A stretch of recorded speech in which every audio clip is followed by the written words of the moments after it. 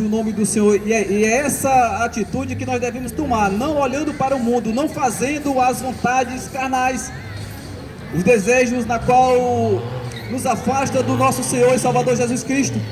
Nós precisamos viver em obediência a Ele, porque somente Ele pode nos proporcionar o melhor. A palavra de Deus diz que aquele que quiser ir até Ele tem que negar-se a si mesmo, tomar a sua cruz e seguir Jesus em obediência, com fé, porque somente Ele pode nos proporcionar salvação e vida eterna. Louvado seja o nome do Senhor. Quero aproveitar esta oportunidade e compartilhar com você que está aqui nesta noite um texto muito conhecido que está escrito no Evangelho do nosso Senhor Jesus Cristo, na qual escreveu João, capítulo de número 3, versículo 14 ao 16. A palavra de Deus diz assim: e como Moisés levantou a serpente no deserto, assim importa que o Filho do Homem seja levantado, para que todo aquele que nele crer não pereça, mas tenha a vida eterna. Porque Deus amou o mundo de tal maneira que deu o seu Filho unigênito, para que todo aquele que nele crer não pereça. Aleluia. Porque Deus amou o mundo de tal maneira que deu o seu Filho unigênito, para que todo aquele que nele crer não pereça, mas tenha a vida eterna. Aleluia. Assim como Moisés levantou a serpente no deserto, necessitava que também Jesus Cristo ele fosse levantado no madeiro, para que ele viesse morrer por mim e por você, pecador. No momento em que o povo se voltava contra Deus, em desobediência, murmurando, porque Deus ele sempre fez o melhor para a humanidade, mas mesmo assim a incredulidade, a ignorância do ser humano fez com que Deus ele chegasse a um ponto de enviar serpentes para que castigasse aquele povo desobediente. A palavra de Deus diz que Deus ele enviou, mas da mesma forma que Deus ele envia, da mesma forma que Deus ele permite determinadas coisas chegar até nós, Deus também ele nos dá as formas necessárias para nós se livrarmos. No momento em que nós passamos a viver em obediência, seguindo os passos de Jesus, Ele também ele nos instrui, Ele nos dá a força, Ele nos capacita, Ele nos dá as armas necessárias para nós se livrarmos de todo o mal. E Deus ele enviou serpentes para que o povo que andava em desobediência fosse castigado. E todos que eram picados e que não olhavam para a serpente, porque Deus ele disse para Moisés: levanta uma serpente de metal, para que aquele que for picado pela serpente, no momento em que olhar para ela, ele seja curado. E mesmo assim muitos eram desobedientes, não queriam olhar para a serpente, mas aquele que olhasse para a serpente imediatamente era curado. Assim é Jesus Cristo. Ele morreu na cruz do Calvário, ressuscitou ao terceiro dia, e antes dele fazer esse ato maravilhoso, na qual nenhum outro poderia nos proporcionar esse sacrifício, porque no início de toda a criação, no momento em que Deus ele colocou o homem, o casal no Éden, no jardim, e que deu uma ordem para que eles não comessem do fruto, que no momento em que eles comessem do fruto, eles iriam morrer, e o homem, usando da sua ignorância, comeu, desobedecendo a ordem de Deus, foi expulso, e por conta dessa expulsão, ele passou a pagar o preço do pecado, a morte. A morte entrou em todos os seres humanos. O salário do pecado é a morte, mas o dom gratuito de Deus é vida eterna. Aí um tinha que pagar o preço do pecado, preço de sangue, e nenhum outro que havia na face da terra tinha esta possibilidade. É tanto que Deus ele usou da sua misericórdia, do seu amor, e enviou o seu Filho único, Jesus. Jesus é o ser supremo, perfeito em tudo, se fez carne e habitou entre nós. Para quê? Para que o propósito de Deus, que foi feito para toda a humanidade muito antes da construção de todas as coisas. E Deus, usando do seu amor, da sua misericórdia, Ele enviou o seu Filho, na qual Maria gerou através do Espírito Santo de Deus. Jesus Cristo, Ele é o único ser que não pecou, o único ser perfeito, porque além dele ser Deus, Ele não foi gerado por uma relação entre homem e mulher. Jesus Cristo, Ele foi gerado pelo poder do Espírito Santo. E somente um ser desta forma poderia pagar o preço do pecado, por amor, por mim e por você, pecador. Porque nós não somos merecedores desse amor de Deus, não. Mas o amor de Deus é um amor que supera todos os amores. Ele olhou para nós e viu que nenhum poderia fazer esse ato, enviou Jesus para cumprir aquilo que Ele nos prometeu. Deus, Ele criou eu, você, para nós vivermos eternamente. Assim como Moisés levantou uma serpente, Jesus Cristo, Ele deveria ser levantado para que hoje nós estivéssemos aqui nessa praça pública, desfrutando das coisas maravilhosas na qual somente Jesus Cristo pode nos proporcionar. Todos que olham para Jesus, creem no seu ato maravilhoso e passam a viver em obediência a Ele, a palavra de Deus nos afirma. Porque Deus amou o mundo de tal maneira que deu o seu Filho unigênito para que todo aquele que nele crê não pereça, mas venha ter vida eterna. Somente através de Jesus Cristo nós podemos ter vida eterna. Deus, Ele nos criou para que vivêssemos eternamente. E você, nós podemos desfrutar dessa promessa de Deus, sim. No momento em que eu e você, pecadores, porque a palavra de Deus também nos afirma que não há um ser que não peque. Aquele que diz que não peca se faz mentiroso e a verdade não está nele. Eu, você, todos os seres humanos da face da terra são pecadores. Agora há uma grande diferença daquele pecador que é justificado, remido e lavado pelo sangue de Jesus, e aquele pecador que peca deliberadamente, não quer conserto, não quer se voltar para Jesus, não reconhece Jesus Cristo como o único e suficiente Salvador de sua vida. No momento em que o homem entende que Jesus Cristo é o Filho de Deus e que Ele fez esse sacrifício na cruz do Calvário, e ele passa a crer em Jesus Cristo e viver em obediência, ele não vai ser mais condenado. Ele não vai ser mais condenado. A Bíblia nos afirma, porque nenhuma condenação há para aquele que está em Cristo Jesus, nosso Senhor. Louvado seja o nome do Senhor. E é estas promessas que nós devemos se apegar. Somente Ele pode nos proporcionar. É tão maravilhoso você desfrutar do melhor de Deus, porque só quem desfruta do melhor de Deus é quem crê na sua palavra, é quem vive em obediência a Ele.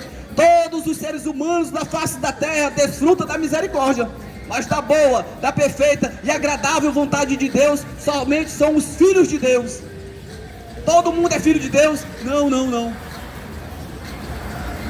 Nem todos são filhos de Deus, todos são criaturas de Deus, mas para que eu venha a ser filho de Deus, eu preciso obedecer, eu preciso crer, eu preciso me voltar para Ele. É promessa, é a palavra de Deus que nos afirma isso. Então, meu querido ouvinte da palavra de Deus, se você quer desfrutar do melhor de Deus em sua vida, se volte para Ele, para que Ele, como o Pai, Ele venha fazer aquilo que você necessita. Porque a palavra de Deus diz assim também, ó, que os vossos pecados fazem separação entre Deus e vós. Eu quero algo da parte de Deus, sim, porque todos os seres humanos, independentemente de classe social, precisa de algo da parte de Deus. Todos, pode ser preto, pode ser branco, pode ser gordo, pode ser magro, pode ser rico, pode ser pobre, mas todos os seres humanos necessitam de algo da parte de Deus. Coisas que muitas vezes nem o dinheiro pode nos proporcionar, coisas irreversíveis que o dinheiro não pode proporcionar. Deus, Ele permite essas situações para quê? Para que eu, você, para que nós venhamos entender que somente Ele pode nos proporcionar, somente Ele pode reverter. E infelizmente nem todos tomam essa atitude, soberbos, arrogantes, prepotentes, confiam em si mesmos, nas suas riquezas. Aí Deus, Ele deixa lá, ó, o cabra sofrendo, esperando. O Deus, ele querendo agir em favor, mas a pessoa não lembra que necessita se humilhar, se prostrar, reconhecer a grandeza de Deus. A palavra de Deus fala de um homem, Naamã, chefe do exército sírio, um homem importantíssimo. No momento em que ele ouviu falar que em Israel havia um profeta que poderia proporcionar a cura da sua lepra, imediatamente ele foi ter com o profeta. Mas ele chegou diante do profeta com arrogância, com prepotência, porque ele era um homem de alta patente. Podemos dizer que ele era um coronel. E ele achava que o profeta de Deus ia se corromper, ia se humilhar diante dele. Não. Deus, ele não precisa de nada da gente. Deus sem eu, sem você, Ele continua sendo Deus. Mas eu e você, nós sem Deus, nós não somos nada. Mas Deus, Ele é maravilhoso, Ele é misericordioso. Ele faz questão de agir ao nosso favor. Naamã, achando que o profeta ia sair, ia pegar na sua lepra, ia lhe proporcionar a cura, não. O profeta sendo usado por Deus, parece que ele já sabia a forma que Naamã ia chegar. No momento em que o homem chega desta forma para Deus, não o reconhecendo como o ser supremo, aquele que criou todas as coisas, ele não consegue nada da parte de Deus. A palavra de Deus, tudo que eu estou falando aqui é Bíblia. A palavra de Deus diz assim, ó: Deus, ele abate os soberbos, mas ele exalta os humildes. No momento em que o homem vai lá com humildade, que reconhece que ele... Eu não vou nem falar a palavra que eu queria falar, porque no momento em que o homem reconhece que ele é falho, pecador, que ele não é nada, é um pobre pecador, cego e nu, e vai embora sem levar nada.